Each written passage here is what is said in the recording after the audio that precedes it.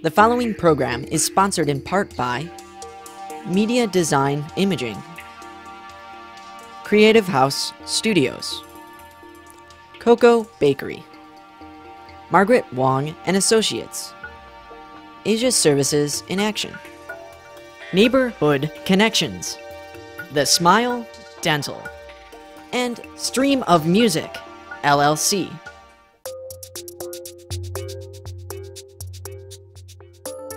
Did you know, according to Chinese legend, Tai Chi was created by a Taoist monk that was inspired when he watched a crane and a snake do battle?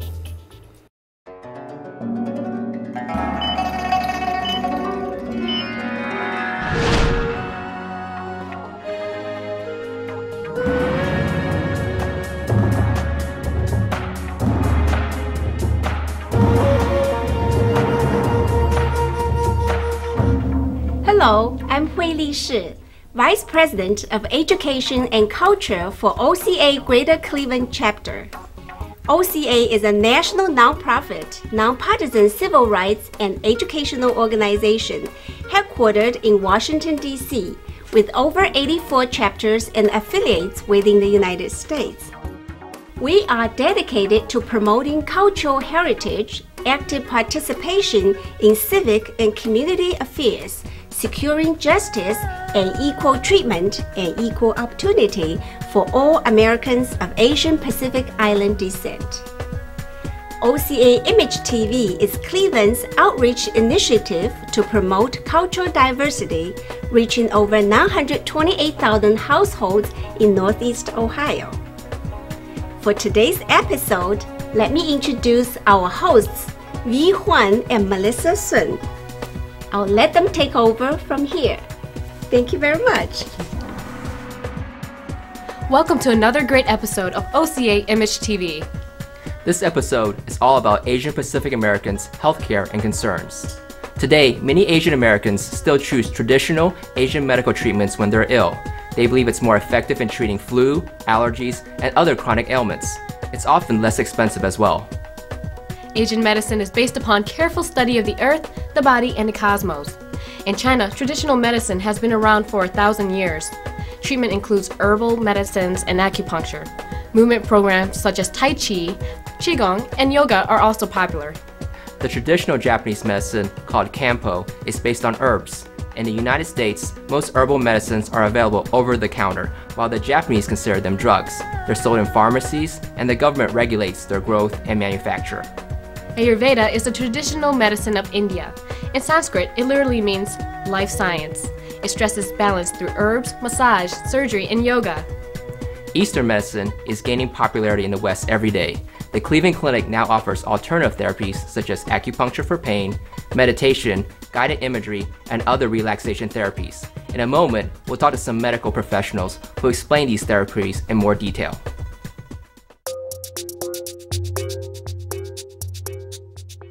Did you know, in China, 10 million people practice some type of Tai Chi daily, suggesting that it's one of the most popular forms of exercise in the world.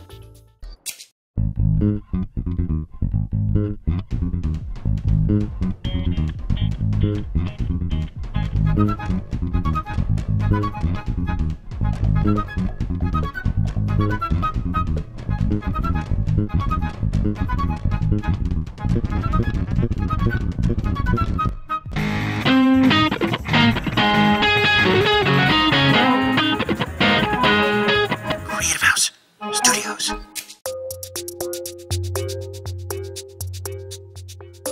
Did you know the yoga technique Paramiyana that focuses on external and internal breathing is meant to extend a person's life force? Joining me now is Dr. Shen-Wen Jin, board-certified internist from Cleveland Clinic's Department of Internal Medicine, and Dr. Philip Belzun, a psychologist and naturopath who focuses on the body, mind, and spirit. They're here to talk about the major health concerns of our community and various ways to treat them. Thank you all for joining us today. Thank you for inviting us. Dr. Jin, we'll start with you. In your experience, what is the unique aspect of treating the Asian patient? Well, in many ways, treating Asian patient is no different from treating any other patients in terms of having mutual respect, making the diagnosis, asking the patient about their views of their illness, and negotiating a treatment plan.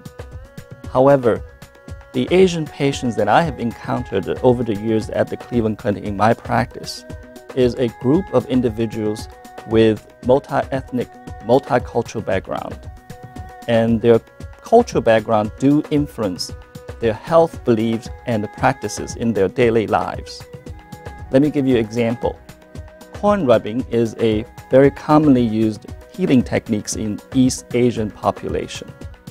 And it is believed to have the coin rubbing the skin produce bruise and will release certain toxins that is causing the illness. However, the bruises that produced by this technique is often symmetrical and linear in distribution, and sometimes will mislead the physician to suspect a form of physical abuse if the physician is unaware of this cultural practices. So therefore you can see it is very important for the physician taking care of Asian patients have certain degree of a cultural awareness. So you're saying that when Asian patient who may have had one of those treatments go see a doctor, that it's important for them to share that information with their physician? Absolutely. Okay, all right. So what are the main medical problems or diseases that might affect the Asian population? Well, I'm so glad you asked this question. Indeed, there are some diseases are more common in Asian Americans. Let me give you a first example, a condition called lactose intolerance. A patient would have abdominal pain, diarrhea, after eating dairy product. Similarly, chronic hepatitis B infection or liver cancer is more common in Asian Americans. And the last but not the least, stomach cancer. The incidence has declined over the years globally, however, remains high in Asian population. That's interesting. So why is it that those diseases are more prominent in Asians than other ethnicities? Well, obviously, this is a multifactorial. There are genetic differences. Okay. There are epidemiological differences. It is unclear why a certain disease it is more prevalent in a particular population. However, this is what we have learned over the years through medical practices.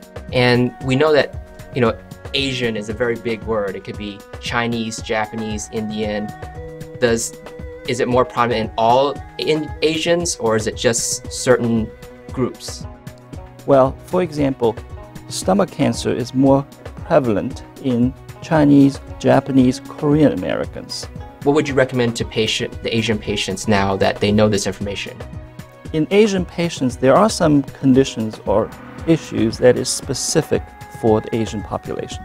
For example, the increased sensitivity to medications.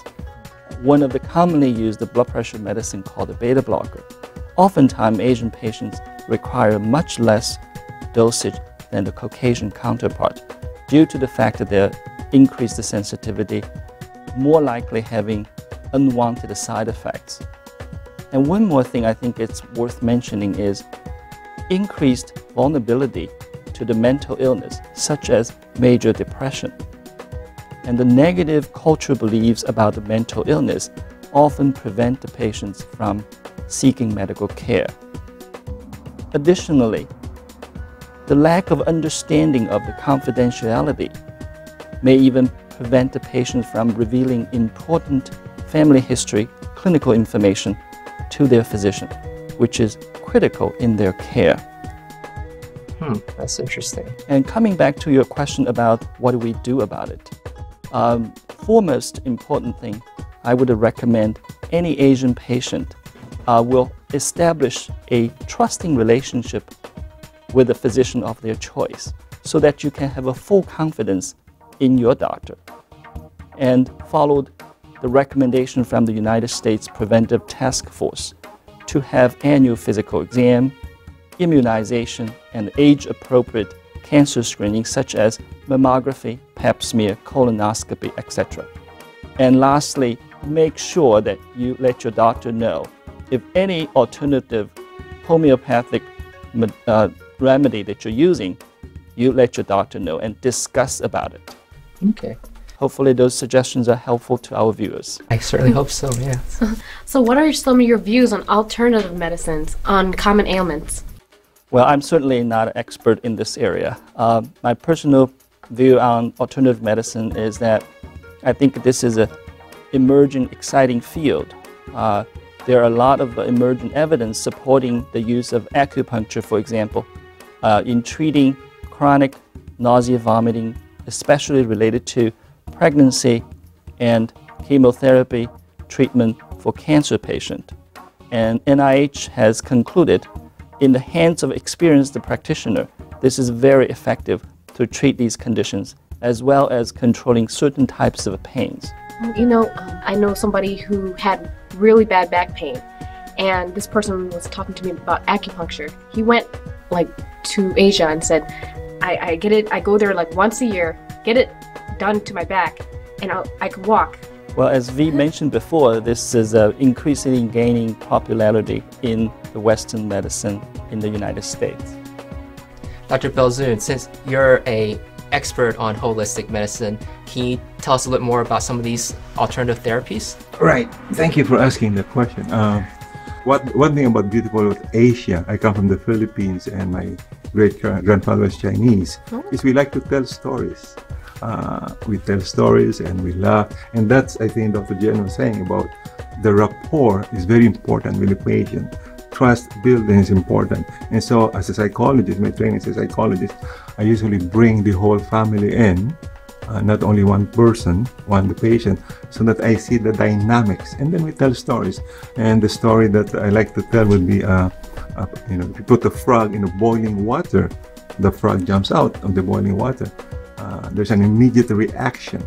But if you put a frog in a tepid water and then you increase the heat and eventually the water starts to boil, but the frog doesn't jump out. It gets acclimatized to the heat and then eventually it breaks down. And that's exactly how our society is. It's like us Asian or anybody who is in a boiling water, so to speak, in our society, full of stress because our society is speed, go. And the problem with the stress is that our adrenals on top of our kidneys are very small, size of the thumbs, and they produce a lot of adrenaline. And so stress means the person perceives reality, either it's real or imagined. It creates stress, and then it goes to the brain. The brain interprets the situation as danger, runs to the sympathetic nervous system, then we produce adrenaline. And adrenaline is there to give us all the energy either to fight, flight, or freeze. And if this is constant, if we are always in the boiling, stressful situation, it affects the organs of the body. And so, go ahead. No, so if you get into that stressed out state, what can you do to kind of bring you back down to equilibrium? Remember this? Could you do this? Oh, yes. Okay. the yin and the yang, and the acupuncturist is gonna talk more about the yin and the yang because it's the question of balance. Because we become sick if we have too much yang, too little yin, or too much yin. So every organ has a yin yang. It's a question of balancing. We have night, day, we have sun, moon, left, right. So the idea is to constantly balance that. If we are over-balanced in one area, we get sick. So same thing with our organs. So what I check out is what are the areas of the system, because this is all integrated. The organs, the heart relates to the lungs relate to the kidneys and so on. What areas that is deficient in energy. And so I do a meridian check using the pathways of the fingers, which are very sensitive to the meridian pathways. And I don't do guessing games. I try to give the right herb.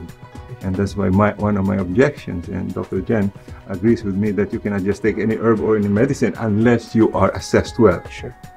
And part of my assessment, as I mentioned to you, is I look at eyes. The iridology. Iridology is a 3,000-year-old from China. It originated from China. It's the study of the different organs in the eyes, that what are the deficient, and you could see it because our eyes are the windows of the soul. Oh, are you saying that you just look at the eyeball and then can you tell from just looking at it, or you have to really examine in It's the iris of the eyes, and sometimes I use a camera and to get a picture, enlarge the picture, and see, because the different parts of the iris represent the different organs of the body. Oh, that's new. And I love it because it started from China 3,000 years ago. The Egyptians used it, and it got sort of developed in Germany, and now it's speaking of speedier in the States. It sort of reminds me of reflexology, the one on the foot. I guess like the big toe would be the head or something. Is it something similar like that? Well, the reflexology is basically the meridian points, like this is the head, the lungs. They represent the different organs in the body, so that when you touch them, it's called reflexology, because when you touch them, if you touch the lung area, somehow it affects the lung area. And the beauty about Chinese medicine is like every organ has emotions. So being a psychologist, when I work with patients, I get in touch what are the basic emotions, because our emotions are who we are. Oh yes. And the beauty of, like, the liver is anger, the lungs would be depression, the kidneys would be fear. And so what's the emotions that in touch with the physical manifestation that is we call illness or disease. Oh, that's very interesting. Yeah. So with all these different diagnostic techniques, how do you know which one to use for what patient? Well, again, as I said, I check out with I check the eyes, I check the tongue, I check the pulse and all the stuff, and then find out what is best for the patient. And then I always work with the medical doctor. If they're seeing a medical doctor, I always work with them so that we are in conjunction. I work with a team of medical doctors, and then we talk on the phone so that the herbs and medication do not negatively interact with one another. Okay. Wow, that's very interesting. So, Dr. Jin, in your practice, what about patients who come with these alternative therapies? Are they, do they usually share the information with you, or? Well, sometimes they do volunteer those informations, but sometimes they don't consider that is important. So we have to ask. Okay. And do a lot of your patients see both of them? Yes. Okay. All right. Well, Dr. Belzoon, Dr. Jin, thank you very much. It's been a pleasure having you today.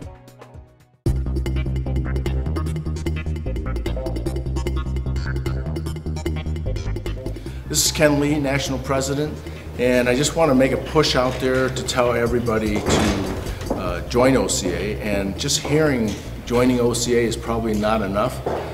Why join OCA? And I think the most important piece of joining OCA is to be a member of an organization, an Asian advocacy organization that helps those out there who may be less fortunate or not have a voice. A good example is where we made statements, talked about why maybe a young lady who was born in America is an honor student and was suspended just because she didn't want to take the test. We need to stop those type of things, and that's what OCA does for us. It's an organization also to help formulate issues to improve our well-being in the future, embracing our hopes and aspirations of Asian Pacific Americans, which is our tagline. And being part of it is just a big plus for all of us, so that you can get information, whether it's from the mentoring programs we put together, or just a convention, or a new exciting young professionals program we're putting together. It's a organization to join that's going to be part of the fabric of America in the future for Asians.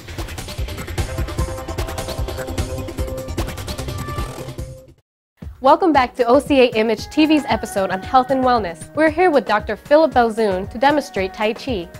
Tai Chi is an eternal Chinese martial art, often practiced for health and longevity reasons. Many of you perhaps have seen it. There's typically a group of people doing slow motion routines together every morning in parks around the world, particularly in China.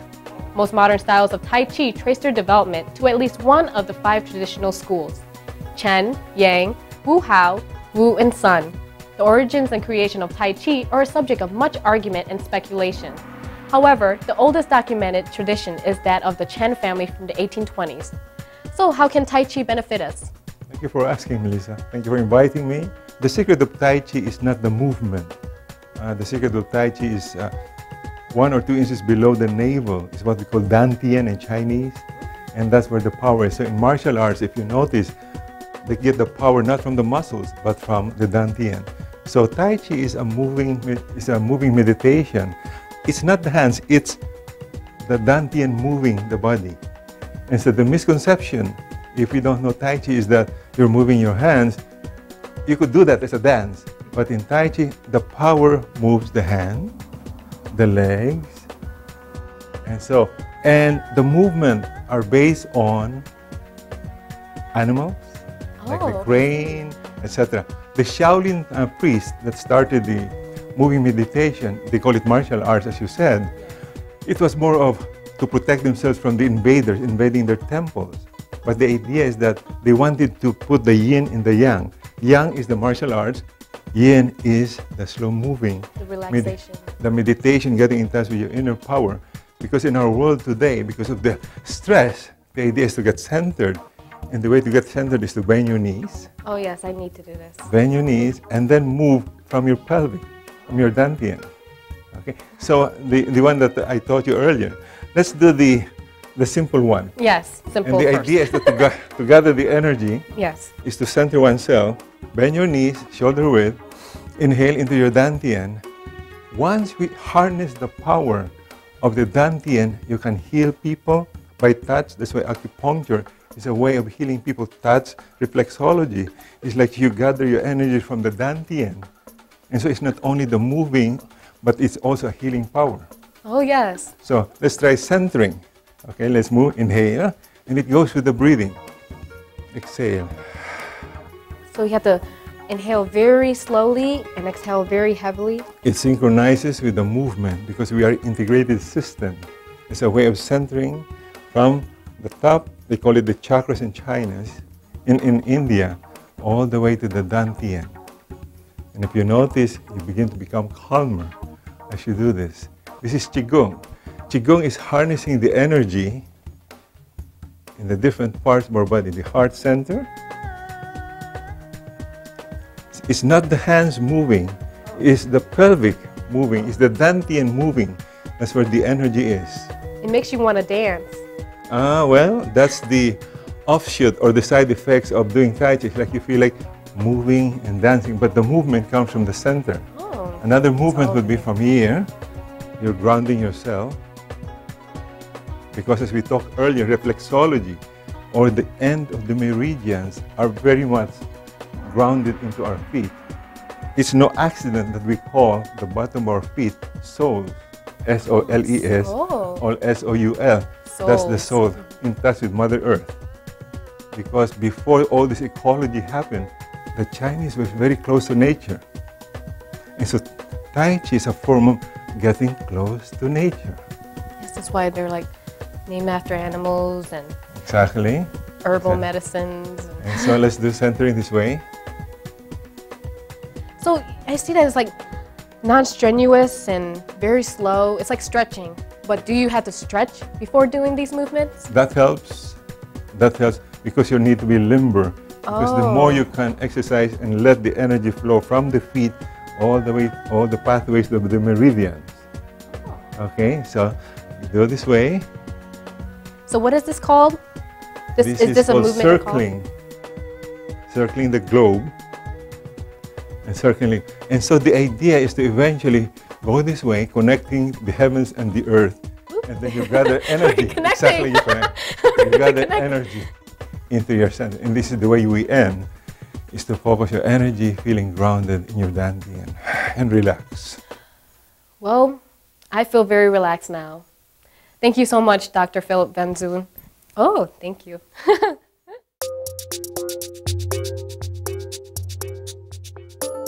Did you know scientists have found 16 of 71 Asian-tested herbs to be highly active against breast cancer cell growth?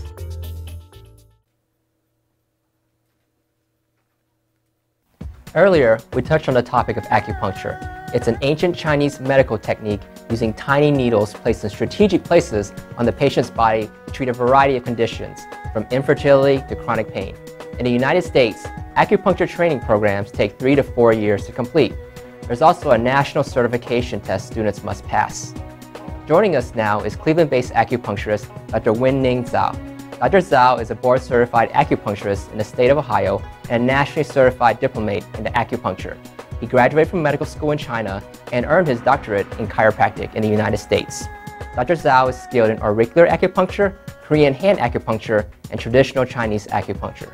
Dr. Zhao, thank you for joining us today. Thank you for having me. So tell us, what are some of the common conditions that patients get acupuncture for? By Chinese literature, there's over 300 different conditions can be treated by the Chinese acupuncture.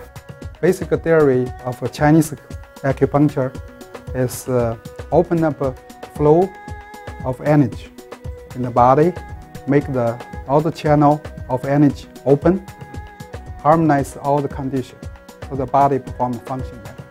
Any problem could be caused by blockage or sluggish or stagnation of energy. So if we use small needle, open up, stimulate, like open your pipe, energy pipe, then your body may perform function. It helps all the problems you may have. So we have our patient here, Cynthia, who has chronic neck pain and some headaches, and I think it limits her arm motion as well. So Dr. Zhao, you mind demonstrating acupuncture on her? Okay, first of all, we need to check the patient, which we have did.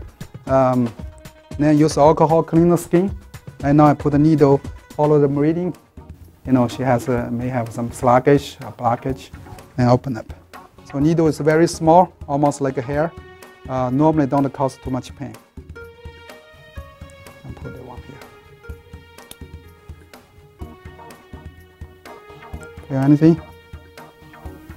I feel some energy, some tightness on it. Good. So I'll put another one. So this needle is a tube-guided needle. Okay. It's very fine. So how do you know how far to stick it in? It varies, depending on the area I stimulate. Certain kind of area can go deep, like some big muscle area. Some area, like a ear, I only go barely past the skin. Yeah. People have some sensation, stimulate the sensation, that's it.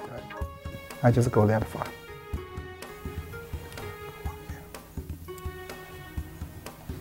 So how many treatments would patients need before they start seeing some beneficial effects? It varies by the condition. If a simple condition, very short course, couple of times should be cleared. Some in a difficult condition, chronic condition, may take a lot of time to treat. Do patients typically come with you for the more chronic stuff or the more acute stuff? It's all over. Oh, okay. Yeah, could be different. Yeah.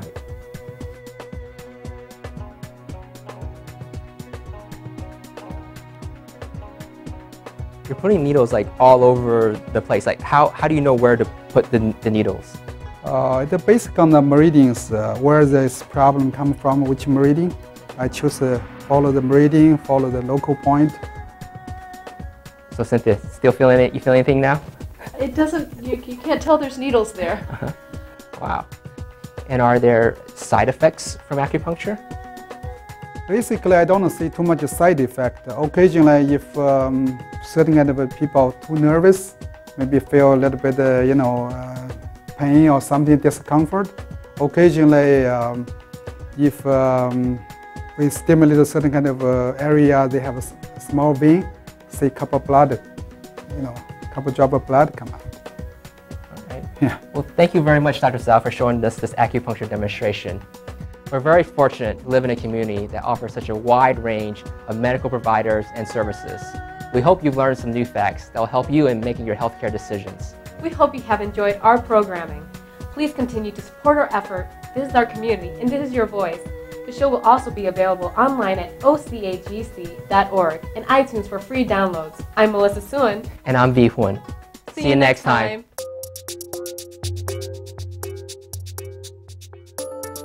Did you know shiatsu, an Asian pressure massage, has been known to release physical and emotional discomforts that block the flow of energy? Shiatsu reduces muscle tension, promotes healthy functioning of all organs, relieves fatigue, and stimulates one's natural healing abilities.